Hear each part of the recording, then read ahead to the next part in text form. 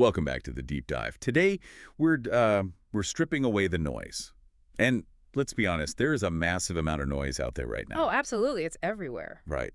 So we want to get straight into the heart of a match that has left the cricketing world, and specifically Indian fans, just absolutely stunned. Yeah, stunned is probably an understatement. I mean, shell-shocked is the phrase I kept seeing over and over in our analysis notes. It fits perfectly. Mm. We are talking, of course, about the India versus South Africa clash in the 2026 T20 World Cup. The one everyone is still trying to process. Exactly.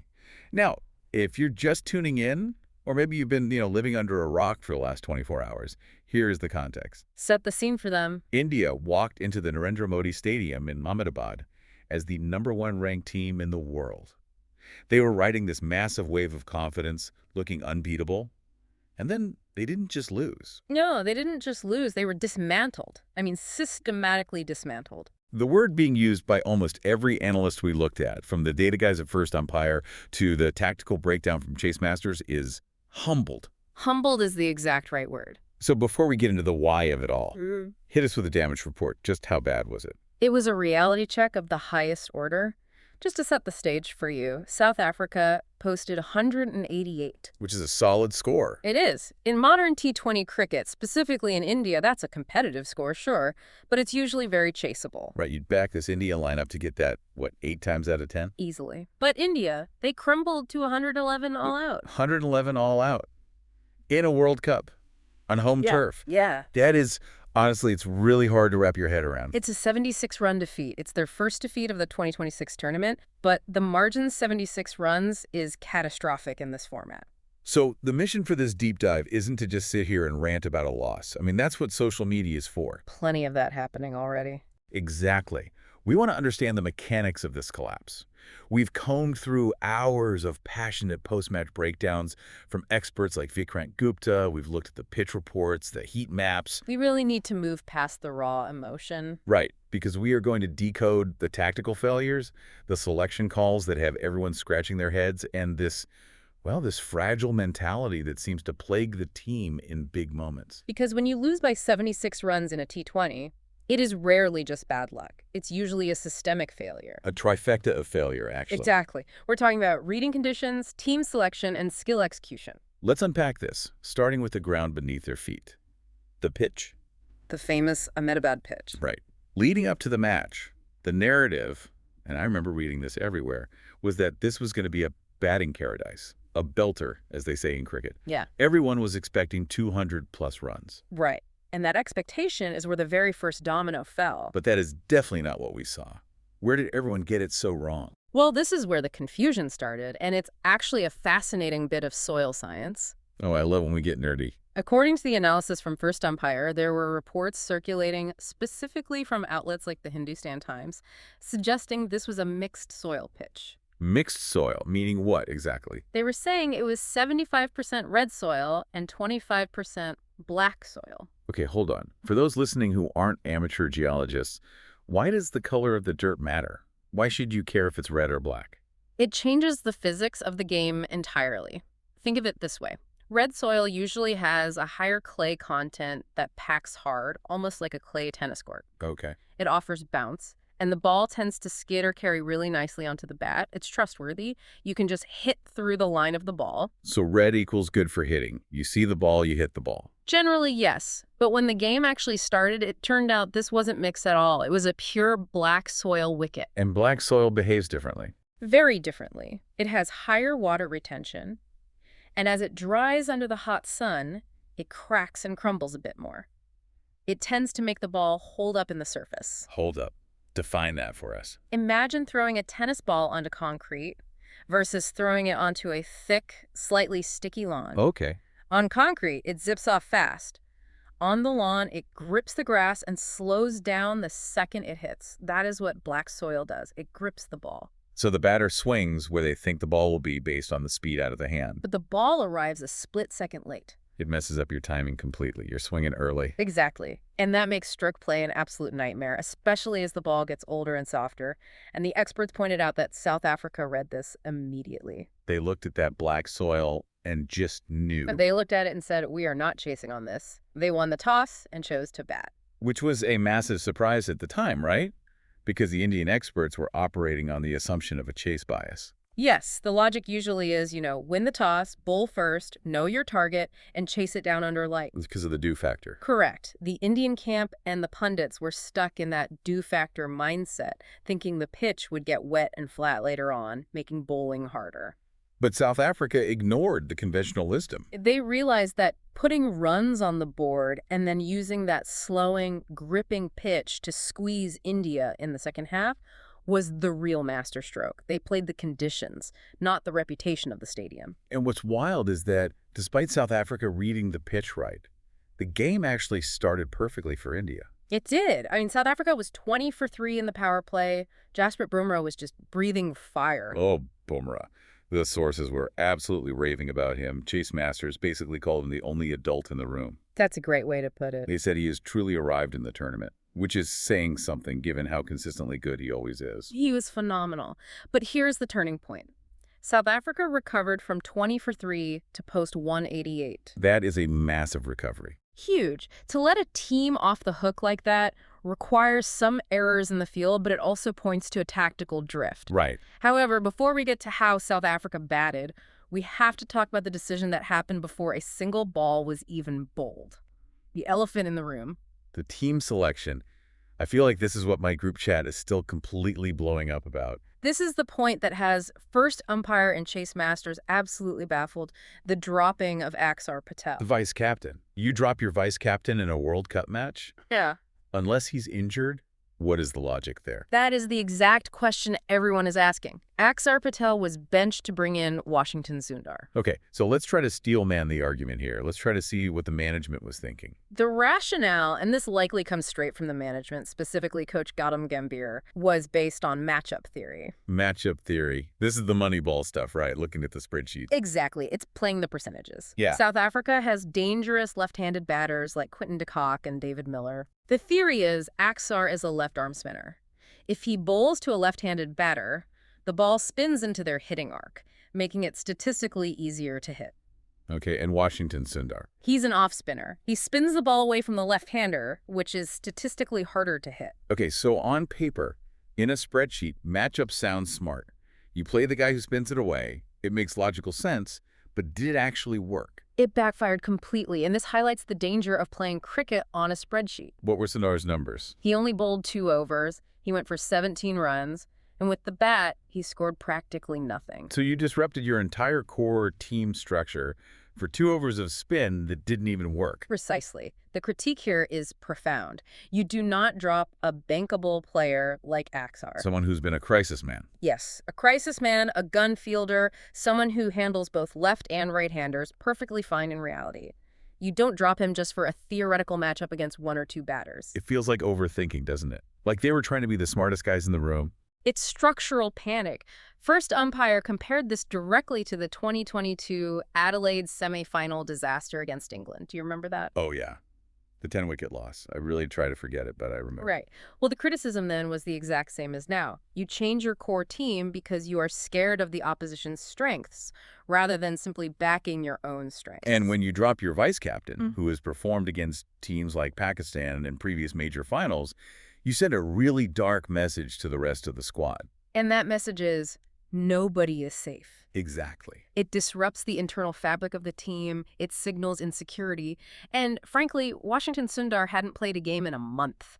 Yeah. Throwing him cold into a high-pressure World Cup game against South Africa, that was a massive gamble. And clearly a gamble that didn't pay off. Yeah. But let's flip the script for a second. Because as much as India messed up, South Africa didn't just win by accident.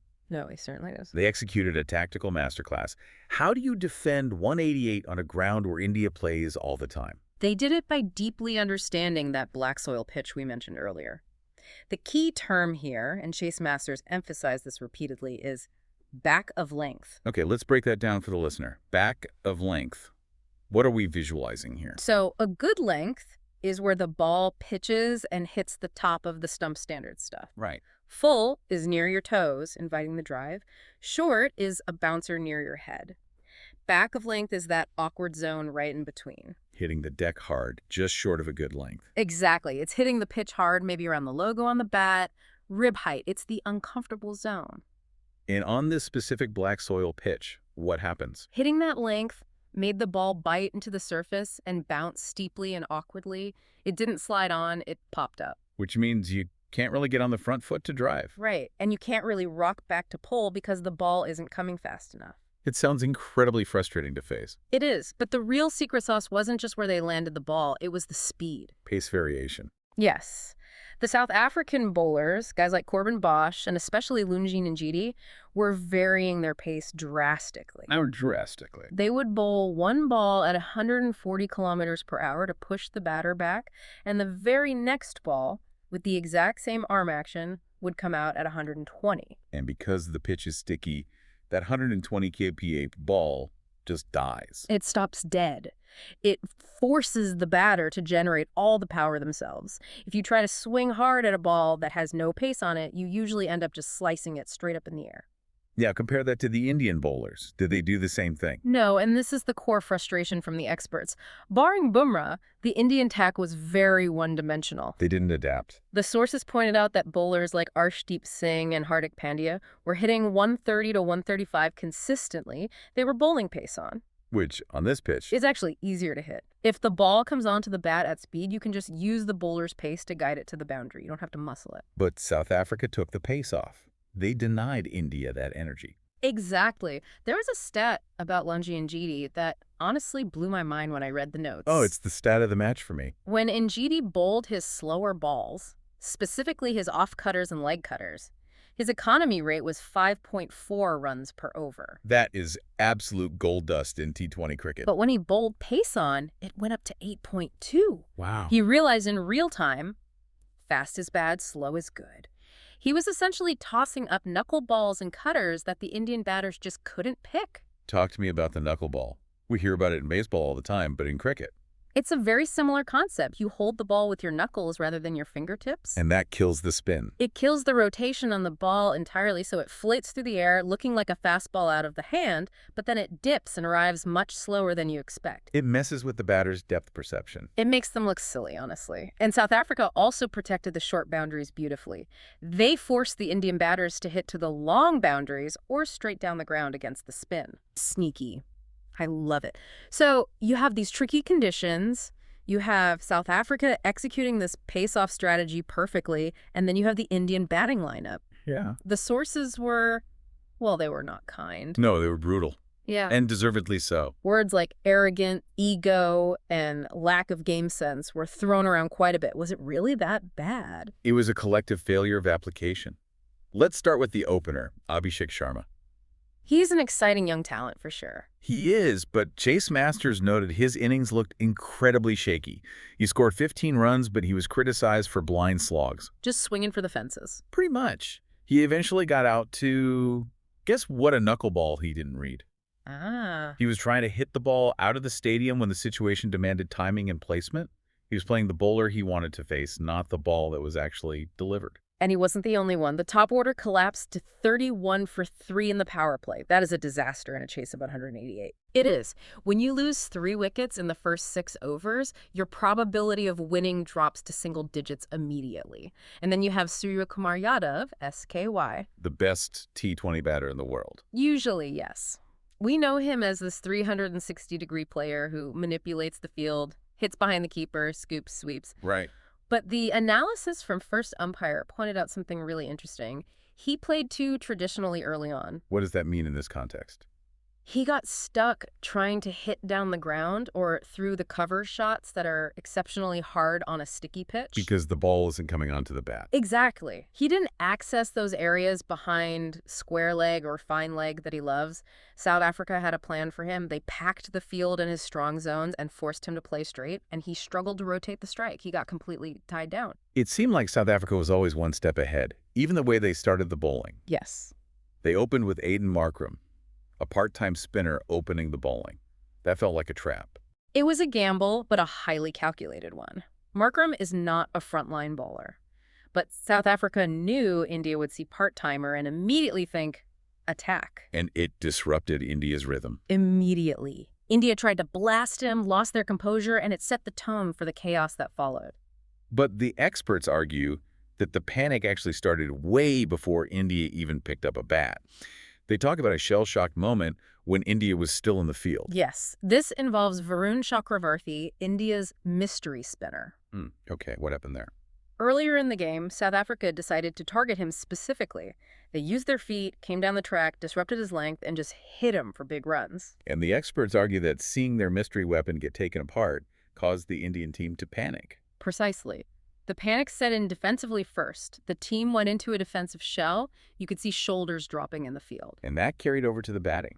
When they came out to bat, instead of assessing the conditions calmly and saying, okay, we need 9 runs and over, let's play smart, let's run hard, let's find the gaps, they just played on ego. We are India. We hit sixes. That was exactly the vibe. It was plan A or nothing. They tried to brute force a pitch that required finesse. And when plan A failed, they had no plan B. None. They just kept swinging harder and harder until they were 111 all out. It's that rigidity, the inability to adapt in real time. You know, listening to Vikrant Gupta's analysis, there's a real sense of anger. He used a very specific phrase, the bubble burst. It's a powerful image. He asked, are we actually the #1 team, or have we just been living in a bubble for the last year and a half? And that's the harsh reality of World Cups.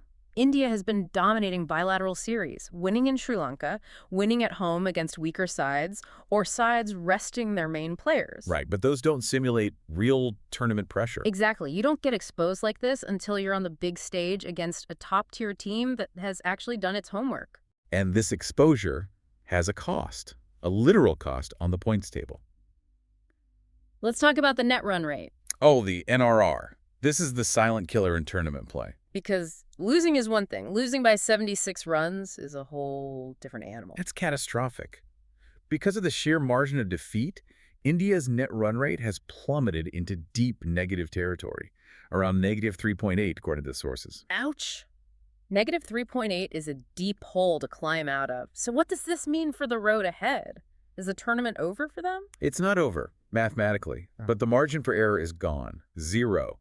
India now must beat Zimbabwe in the West Indies. Okay. But a simple win isn't enough anymore. They need to beat them comprehensively big margins to fix that math and climb back up the table. But here's the kicker, and the sources were very clear on this. Zimbabwe and the West Indies aren't just pushovers anymore. We can't just chalk those up as guaranteed wins. No, you absolutely can't. Look at the West Indies. They actually beat South Africa earlier in the tournament. The same South Africa that just destroyed India. Exactly. That triangle of results tells you everything you need to know. The West Indies have power hitters like Nicholas Pooran and Rovman Powell who can exploit the exact same weaknesses India showed today. If India bowls pace on to the West Indies, the ball will end up in the parking lot. In Zimbabwe. Zimbabwe has a bowling attack that is scrappy and tricky. They thrive on these kinds of pitches where they can take pace off. So if India goes into those games with this same shell-shocked mentality, or worse, if they underestimate them and play with that same arrogance, they could be looking at a very early exit. It's a terrifying thought for Indian fans. An early exit in a World Cup, they were absolute favorites to win. It brings us right back to that comparison to the 2022 World Cup semifinal. It's a recurring theme. When the pressure is on and the opposition throws a curveball, be it a pitch change or a tactical surprise, India seems to freeze. They retreat into a shell rather than fighting back. They stop innovating. So if we summarize this disaster for you listening at home, it wasn't just one thing. It was a failure to read the pitch, thinking it was a batting paradise when it was sticky black soil. Right. It was a baffling selection, call dropping the vice captain Axar for Sundar based on a spreadsheet matchup that failed. Yeah. And finally, an execution failure with the bat playing with ego instead of actual game sense. That covers the trifecta of failure perfectly. But look, we do have to give credit where it's due. South Africa was brilliant. Absolutely. They played the perfect game for those conditions. They had a clear plan. They executed the back-of-length strategy. They used their cutters, and their field placements completely strangled the Indian batters. They forced India to hit to the long boundaries, and India fell for it every single time. It was incredibly high IQ cricket from South Africa. It really is a wake-up call. The question now, and I want to leave you, the listener, with this thought that came up repeatedly in the source material, is about toughness. Mental toughness. We talk about skill, we talk about talent, and India has that in absolute abundance. Nobody doubts the raw talent of these guys.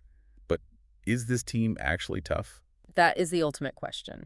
Do they have the mental resilience to scrap and fight when things aren't going their way? Right. Do they have the ability to win ugly? Because World Cups aren't won on sunny days with flat pitches where you score 220 easily. They are won on days exactly like this. When you have to grind out a win, defend a low total, or chase a tricky one on a bad pitch. Winning ugly. I really like that phrase. We haven't seen much of that from this side recently. We haven't, and we'll find out the answer very soon. The matches against Zimbabwe and the West Indies are going to reveal the true character of this team. Will they learn from this humbling, as the experts called it? Or is the bubble truly burst? I'm personally very curious to see the team sheet for the next game. Does Axar Patel come straight back in? Well, if he doesn't, I think the fans might actually riot. Seriously. But that selection sheet is going to tell us a lot about whether the management is doubling down on their theories or accepting they got it wrong. For sure. We will be watching very closely. That wraps up our deep dive into the India versus South Africa clash. A tough one for Indian fans to swallow, a tactical masterclass from South Africa, and a really fascinating case study in cricket physics for the rest of us. Thanks for listening. Catch you all next time.